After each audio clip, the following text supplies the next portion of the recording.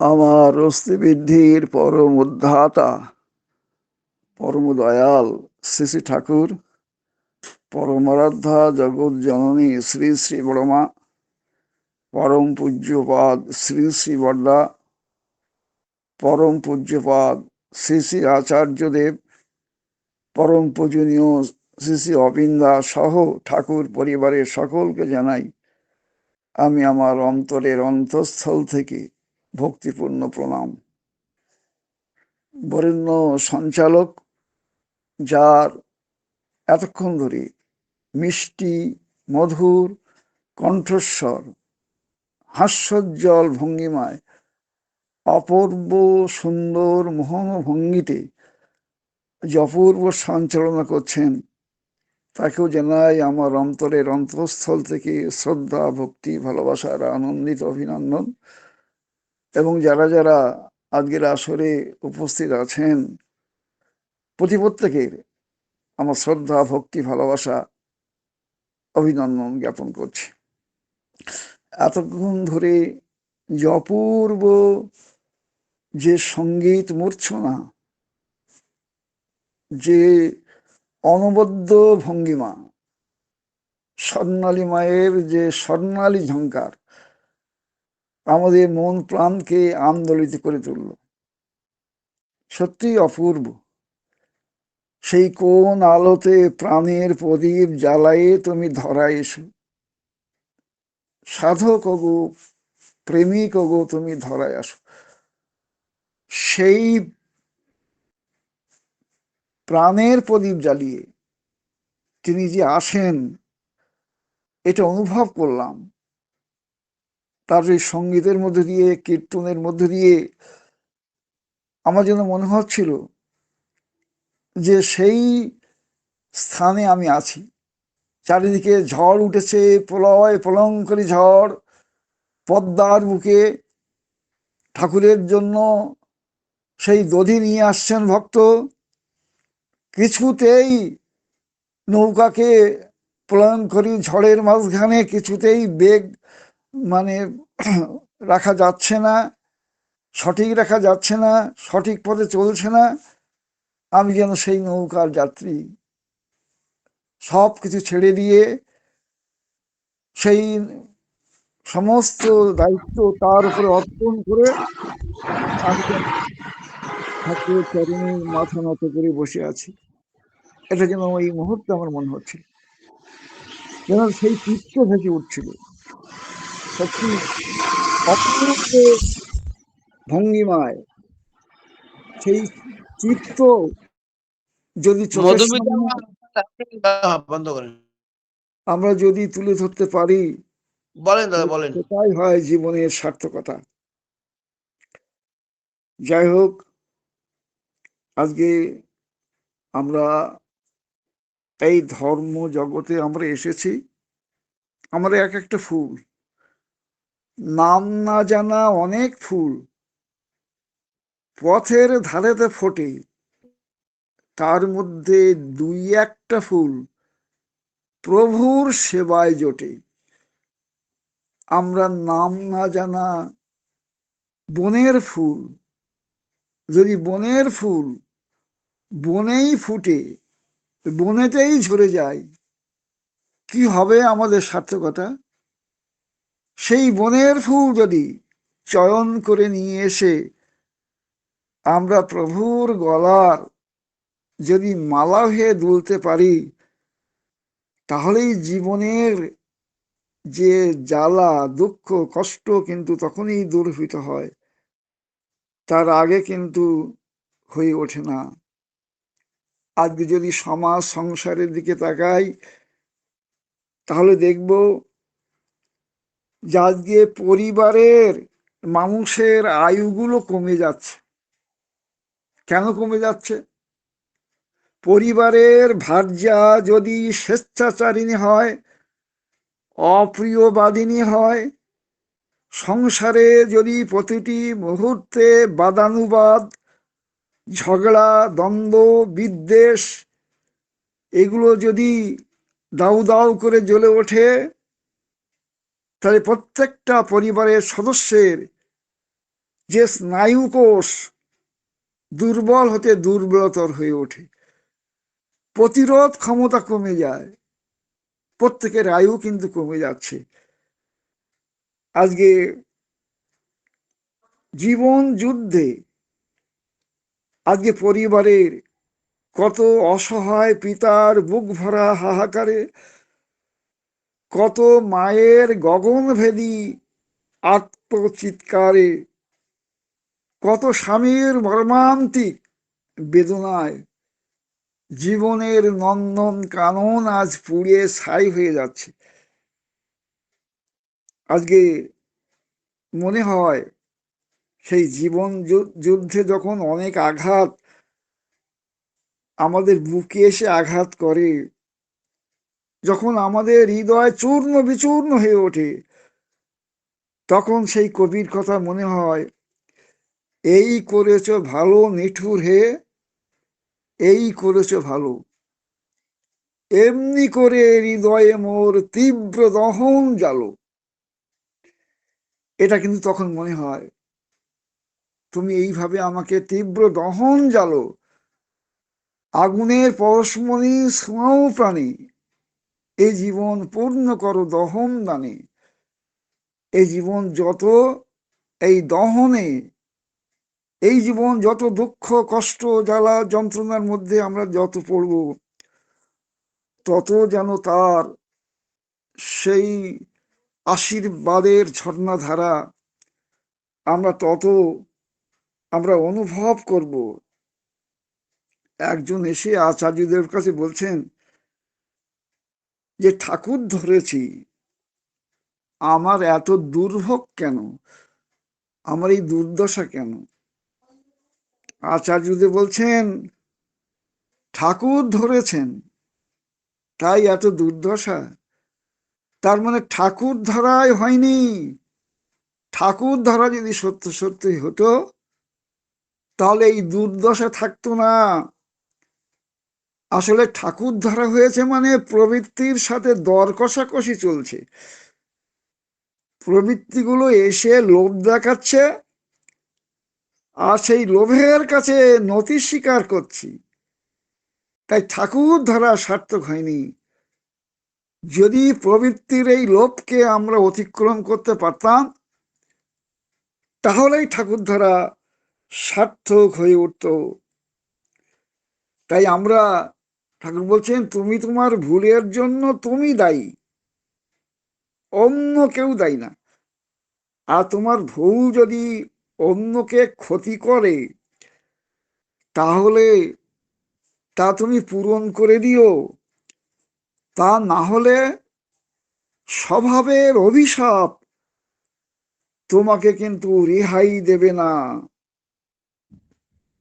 আমরা সকল সময় একজন আর একজনকে দোষ দেই।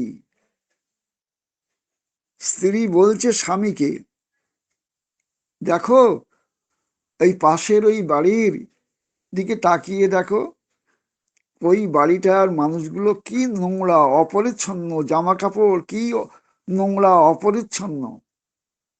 তখন স্বামী ব্যাপারটা বুঝতে পেরে একটা ভিজে ন্যাকড়া নিয়ে যে জানলা দিয়ে দেখছিল, স্ত্রী যে জানলার কাঁচ দিয়ে অন্য বাড়িকে দেখছিল, সেই কাঁচটা ভালো করে মুছে দিল। বলে, এবার দেখো তো, দেখতে পাচ্ছ নোংরা? বলছেন, না দেখতে পাচ্ছি না তো, এখন তো দেখছি পরিষ্কার পরিচ্ছন্ন।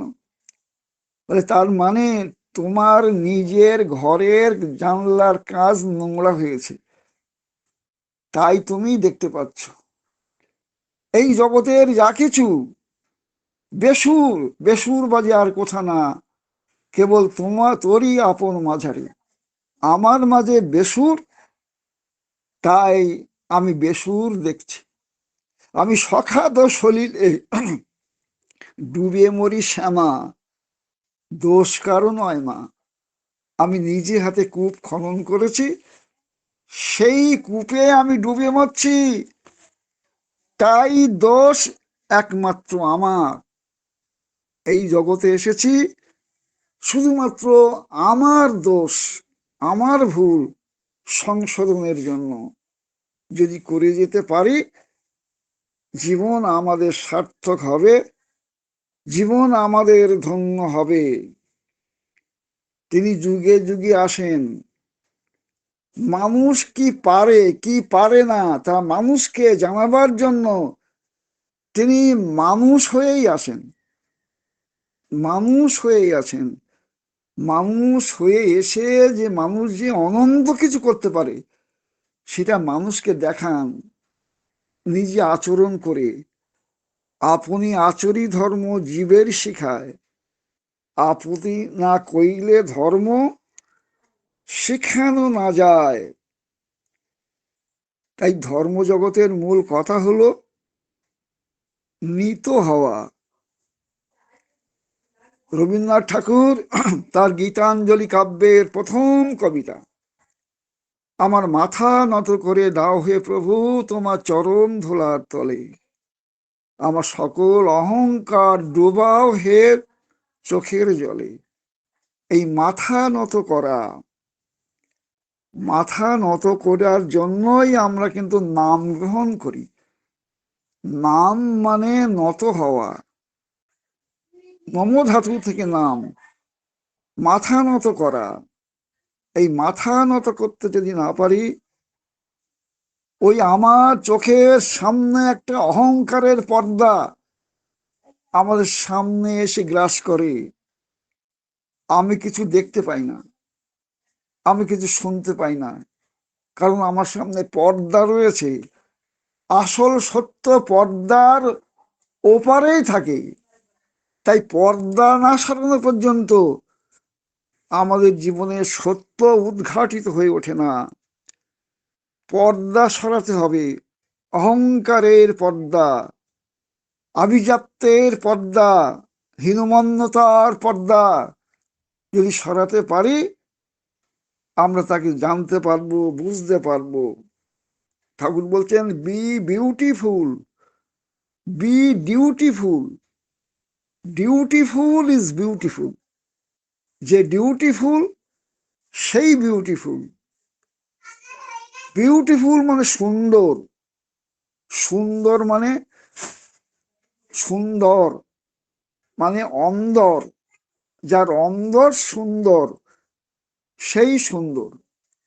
বাইরের সৌন্দর্য না, অন্তরের সৌন্দর্য।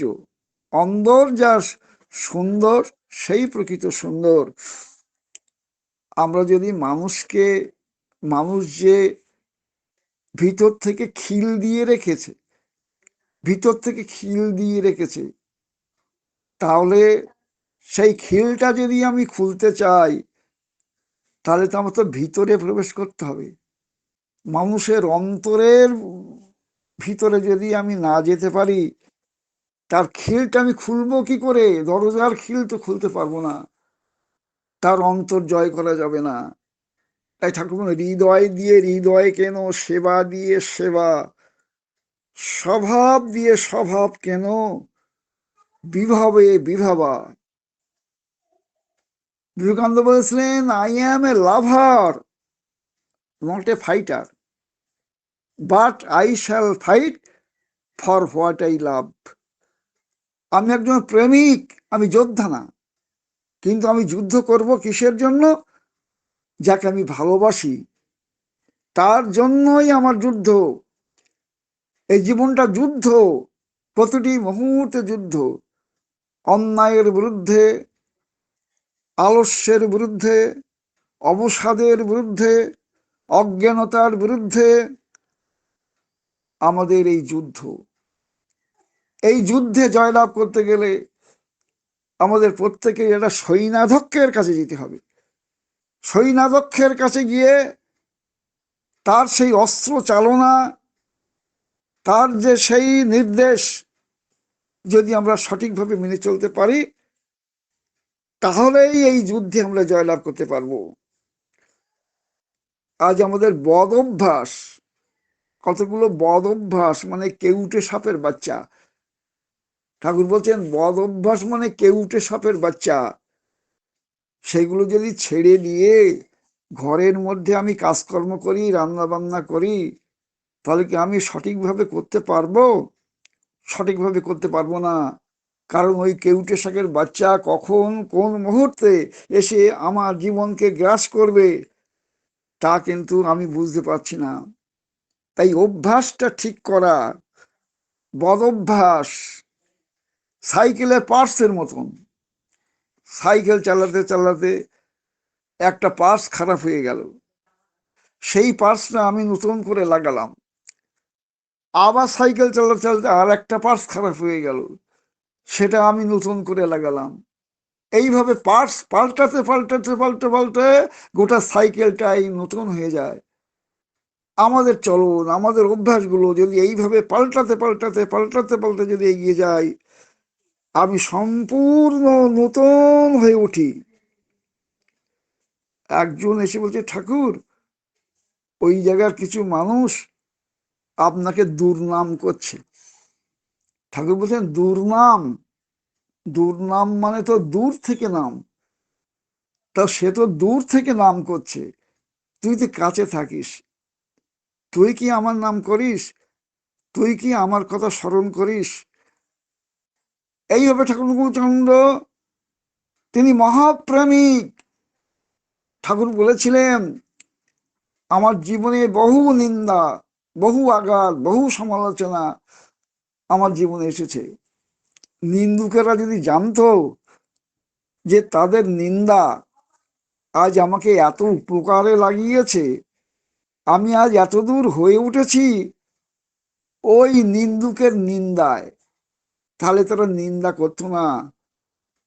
যে নিন্দা চালুনির কাজ করে, নিন্দা চালুনির কাজ করে। অসৎ যা, অন্যায় যা, তার থেকে আমাদের দূরে সরিয়ে রাখে। ঠাকুর বলছেন, নিন্দায় নিন্দাকারীর পাপ বৃদ্ধি হয়, আর নিন্দিত যে তার পাপ ক্ষয় হয়।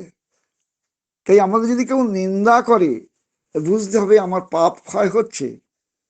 তাই আমার জীবনে নিন্দারও প্রয়োজন আছে। যারা সত্য সন্ধানে, তারা কিন্তু সব অবস্থার মধ্য দিয়ে সে অনুভব করে, প্রতিটি মুহূর্তে প্রতিটি ক্ষণে যেন মধুক্ষরন্তী মধুক্ষরন্তী, সেটা কিন্তু সে অনুভব করে। ঠাকুর আপনার কাছে এখানে যারা যারা থাকে, কেউ গোকুরো, কেউ কৌটে, কেউ কালাস। ঠাকুর বলছেন, তুই আমাকে দুষলি? শোন, শিব, শিবের গলা কি থাকে? শিবের গলায় কিন্তু গোকুল সাপ থাকে। শিব কি করে? শিব সেই গোকুল সাপগুলোকে ভালোবাসার মধ্যে দিয়ে গলায় জড়িয়ে রেখেছে। ওই সাপগুলো যদি সাড়া থাকতো, তাহলে তার দংশনে বহু মানুষ জর্জরিত হতো। তাই বহু মানুষ যাতে জর্জরিত না হয়, সেই ভালোবাসা দিয়ে তাদের আপন করে নিজের গলায় তিনি জড়িয়ে রাখেন। আমরা কতটুকু জানি, কতটুকু বুঝি? আজকে তাকে পেয়েছি, জীবন আমাদের ধন্য, জীবন আমাদের সার্থক। এই সংগঠনে কোনো শাসন নেই, এই সংগঠনে পুলিশ নাই, মিলিটারি নাই। এই সংগঠনের পুলিশ মিলিটারি হলো প্রকৃতি। প্রকৃতি, তুমি যদি প্রকৃত হও, প্রকৃতির আশীর্বাদ তুমি লাভ করবে। আর তুমি যদি প্রকৃত না হও, if you go against nature, nature will punish you. তুমি যদি প্রকৃতির বিরুদ্ধে যাও, প্রকৃতির অভিশাপ তোমাকে কিন্তু ধ্বংস করে দেবে। তাই আমাদের প্রকৃত হতে হবে, আমাদের খাঁটি হতে হবে। মাথায় যদি থাকে আদর্শ, বুকে যদি থাকে গভীর সাহস, মনে যদি থাকে অদম্য মনোবল, পায়ে যদি থাকে অদম্য গতি, কেউ তাকে কোনোদিন রুখতে পারবে না। আজকে ধরেছি তাকে, জন্ম জন্মান্ত সৌভাগ্যের ফলে পেয়েছি তাকে। যে হাত ইষ্টের চরণে পুষ্পাঞ্জলি দিল না, সে হাত মরার হাত, বাঁচার হাত না। যে পা ইষ্ট স্থানে গেল না, যে পায়ের সার্থকতা কি, যে মুখ, যে কণ্ঠ তার কথা পরিবেশন করলো না, সে তো তার কি মূল্য আছে। যে বুক তাকে স্থান দিল না, কি হবে সেই হৃদয়ে। চন্দন পালঙ্কে শুয়ে একা একা কি হবে, জীবনের তাকেই যদি পেলাম না, যদি জীবনে তাকেই পেলাম না, কি হবে চন্দন পালঙ্কে শুয়ে। তাই তিনি এসেছেন, জীবন আমাদের ধন্য, সার্থক। আজকে প্রকৃত মা হয়ে উঠতে হবে। ঠাকুর বলছেন, প্রকৃত মা হওয়া কি সহজ কথা? প্রসাদ করলে হয় না মাতা। আগে মা হতে হবে বজ্রাদপি কঠোরানি, বজ্রাদপি কঠোরানি, মৃদুনী কুসুমাদপি। বজ্রের মতন কঠোর, কুসুমের মতন কমল।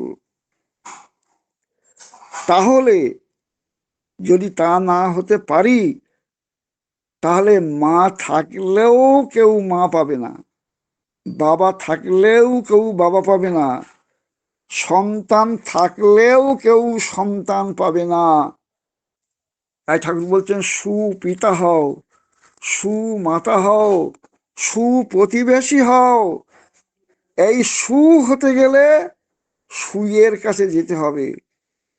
তিনি এসেছেন আজকে সেই স্বর্গের মেয়ে হয়ে উঠতে হবে।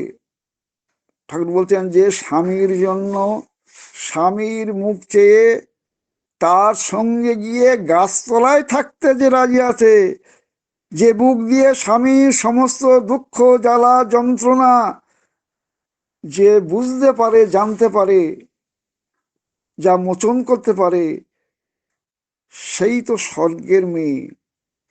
সে এদেশের মেয়ে না, সে স্বর্গের মেয়ে। তাই নিজে আচরণ সিদ্ধ না হলে অন্যকে শেখানো যাবে না। আজকে আমরা নিজে বলছি কিন্তু করে দেখাচ্ছি না। ঠাকুর বলছেন, আগে নিজে হও, নিজে সুন্দর হও, তাহলে তুমি অপরকে তুমি সেই কথা বলতে পারবে। আজকে গুণের আবরণে দোষ, আবার দোষের আবরণে গুণ, দুটো শব্দ আছে। গুণের আবরণে দোষ, আবার দোষের আবরণে গুণ। গুণের আবরণে দোষ মানে কি? অনেকে মিষ্টি মিষ্টি কথা বলে, ভালো ভালো কথা বলে, মনে হবে খুব গুণময় পুরুষ, কিন্তু তার উদ্দেশ্য খারাপ, জঘন্য উদ্দেশ্য, গুণের আবরণে দোষ।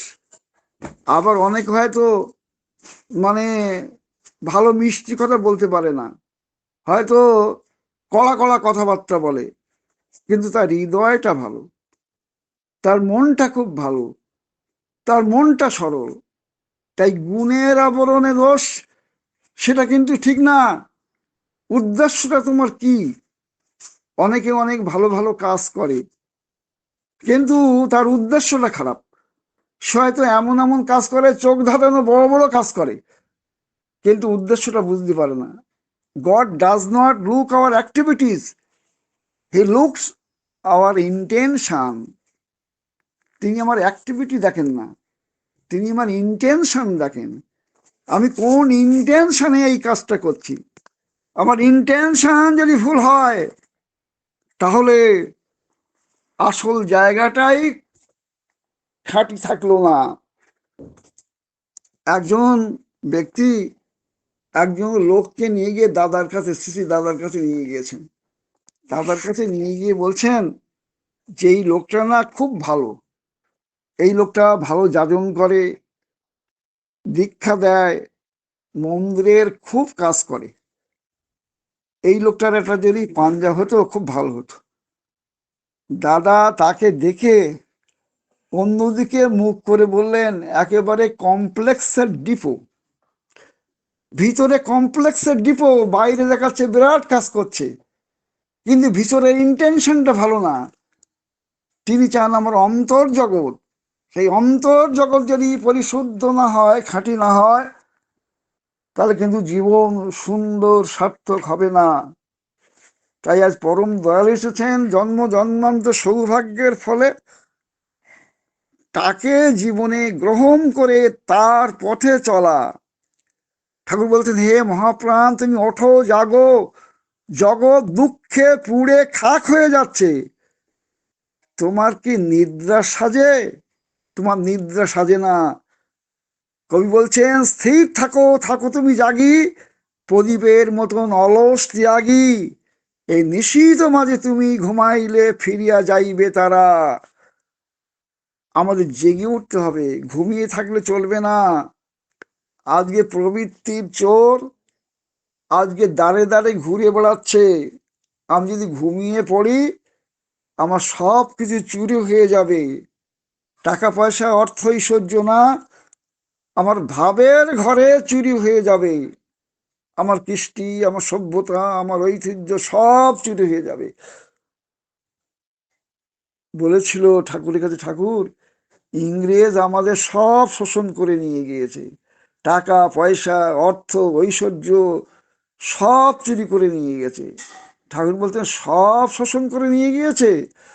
ইংরেজ কি নিয়ে গিয়েছে এই ভারতের শস্য শ্যামলা, সুজলা সুফলা শস্য শ্যামলা ভারতবর্ষের এই উর্বর জমি কি চুরি করে নিয়ে গিয়েছে? ইংরেজ কি নিয়ে গিয়েছে এদেশের ব্রহ্মপুত্র, যমুনা গঙ্গা পদ্মার সেই কুলুকুলু গীতি, সেই প্রবাহ, সে কি নিয়ে গিয়েছে? সে নিয়ে যেতে পারেনি। ইংরেজকে নিয়ে গিয়েছে এদেশের বাপের স্নেহ, মায়ের আদর, প্রিয়ার হাসি মুখ, নিয়ে যায়নি। সেগুলো কিন্তু আছে। তাই তোমরা ওঠো, জাগো, দুর্বলতা দূর করো, দুর্বলতা ঠিকরে দিয়ে দাঁড়া রে ওরে দাঁড়া, রক্ত চোষা বাদুরটাকে তাড়া রে ওরে তারা। আজকে দুর্বলতা মানে কি? দুষ্ট বল, দুযুক্ত বল, দুর্বল, তার মানে দুর্বলতা মানে দুষ্ট বল, wickedness. Weakness comes from wickedness. তা সেই দুর্বলতা রক্তবীজের ঝাড়। ঠাকুর বলছেন, দুর্বলতাও যেমন রক্তবীজের ঝাড়, পারগতাও তেমনি রক্তবীজের ঝাড়। একটা হলো মরণের প্রপার্টি, অন্যটা তরণের প্রপার্টি। তাই এগিয়ে আসতে হবে। এই যে আমরা বলি না যে পারিজাত ফুল, পারিজাত ফুল ফুটেছে, একটা গান আছে, এই পাবনা জেলার হেমায়তপুরে পারিজাত ফুল ফুটেছে। ঠাকুর, পারিজাত ফুলটা কি? ঠাকুর, পারিজাত ফুল মানে পারিজাত ফুলটা পারগতা থেকেই জাত, পারগতা থেকে জাত, তাই পারিজাত। তাই যদি পারগতার শক্তি যদি আমাদের অন্তরে জাগে, তাহলে আমাদের অন্তরে সেই পারিজাত ফুল ফোটে। তাই পারগতাকে বাড়াতে হবে, আমাদের এগিয়ে যেতে হবে। আমরা যা কিছু করি আমাদের এই মনটা দিয়েই করি। আমরা যা কিছু, আমাদের যে ডাস্টবিন, এই মনের মধ্যেই ডাস্টবিন। আবার এই মন দিয়েই আমাদের সব কাজকর্ম করি, মন দিয়ে পড়াশোনা করি, মন দিয়ে হাঁটি, মন দিয়ে। যেখানেই মন নাই সেখানেই আমরা ব্যর্থ। তাই মনটাকে ঠিক করতে হবে। আচার্যজি বলছেন, মনটা ঠিক করতে হবে কিভাবে? মনটা ঠিক করতে গেলে মনটাকে উল্টে দিতে হবে। মো দন্তান্ন, মন না, দন্তান্ন নমো। তাই সেই নমো অর্থাৎ আনতি, আনুগত্য প্রবণতা, আচার্যের কাছে আনুগত্য প্রবণতা। এই আনুগত্য প্রবণতা যার বেশি, সে একদিন বড় হবেই, বড় হবেই, বড় হবেই। তাই আসুন আমরা যেন সেই জ্ঞানগর্বী হই না, আমরা গুরু গর্বী হই। আর দীনবন্ধু ঘোষ আর লালদা আগরতলা গিয়েছিলেন বক্তৃতা দেবার জন্য। তার দুর্দান্ত বক্তৃতা হয়েছে। তিনি এসে বললেন, ঠাকুর বলছেন কেমন বক্তৃতা হলো? তবে দীনবন্ধু ঠাকুর সাহিত্যিক মানুষ, জ্ঞানী মানুষ, পণ্ডিত মানুষ, দারুণ বলেছে। তখন ঠাকুর এই কথা বলেছিলেন যে তুমি জ্ঞানী গর্বী হও না, গুরু গর্বী হও। আসুন আমরা গুরু গর্বের মধ্যে দিয়ে আমাদের জীবনটাকে সুন্দর করি, সার্থক করি। জয় গুরু। জয় গুরু শ্রদ্ধা দাদা, জয় গুরু। আমার কল্পনা মা, এটা আপনারা খুলে গেছে, কল্পনা মা এটা বন্ধ করেন, আপনার স্পিকারটা খুলে গেছে। হ্যাঁ, জয় গুরু শ্রদ্ধা মা, জয় গুরু। হাত লেগে যায় কোনো সময়। যাই হোক, আমার শ্রদ্ধা মৃত্যুঞ্জয় দাদা, পরম প্রেমময় শ্রী ঠাকুরের পবিত্র পুত বাধাধারী কর্মী, সহপ্রতিনিধি, তিনি আমাদের মধ্যে আজকে ইষ্ট প্রসঙ্গ করলেন, প্রিয় পরমের কথা বললেন। তার একান্ত হয়ে উঠারই বিভিন্ন কথা আর কি।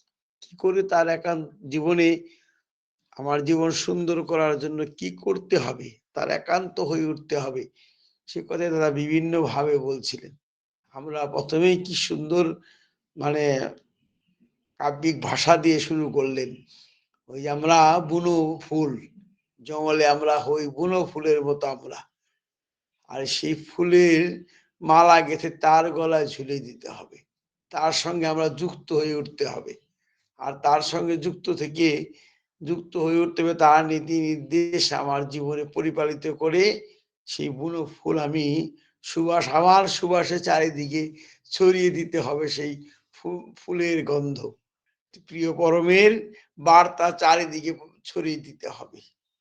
তারপর বলছিলেন আমি এমন হয়ে উঠতে হবে, সেই রবি ঠাকুরের মানে যে লেখনী, সেখান থেকে বললেন আমার আমি লয় হয়ে যাই তোমার চরণ ধুলির তলে।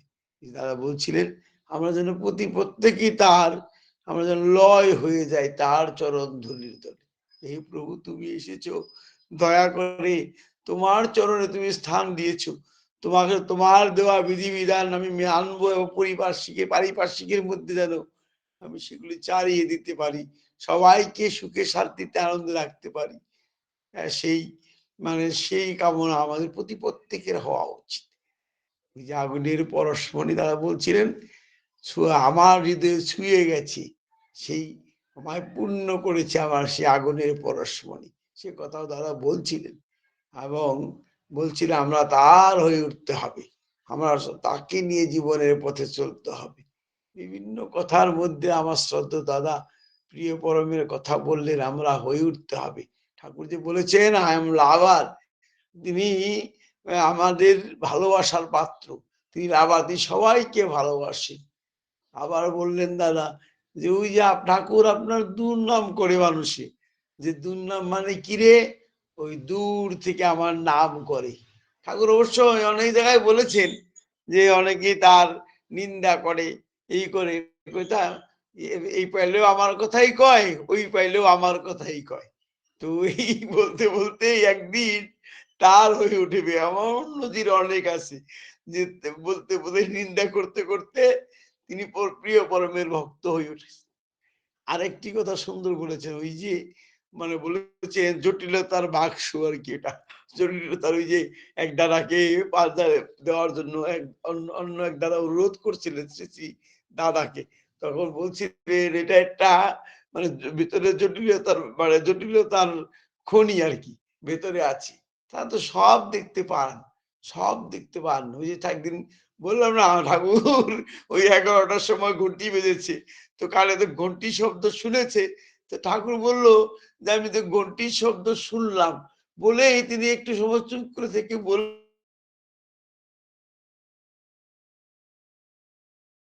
আমি শুনতে পাই, শোনা যায়, এখান থেকেই শোনা যায়, অর্থাৎ তিনি সারা বিশ্বের সর্বত্র দেখেনও শুনেনও। অপূর্ব অসাধারণ ইষ্ট প্রসঙ্গ আমার শ্রদ্ধা দাদা করলেন। পরম পিতার চিচরণে আমার শ্রদ্ধা দাদার পরিবার পরিজনের প্রতি প্রত্যেকেরই সর্বাঙ্গীন মঙ্গল প্রার্থনা করি। বিভু রাঙা তুলচনের প্রার্থনা এই যে দাদা যেন সুখে শান্তিতে আনন্দে ভরপুর থাকেন, সুস্থ স্বাস্থ্য এই প্রার্থনা তারই চিচরণে।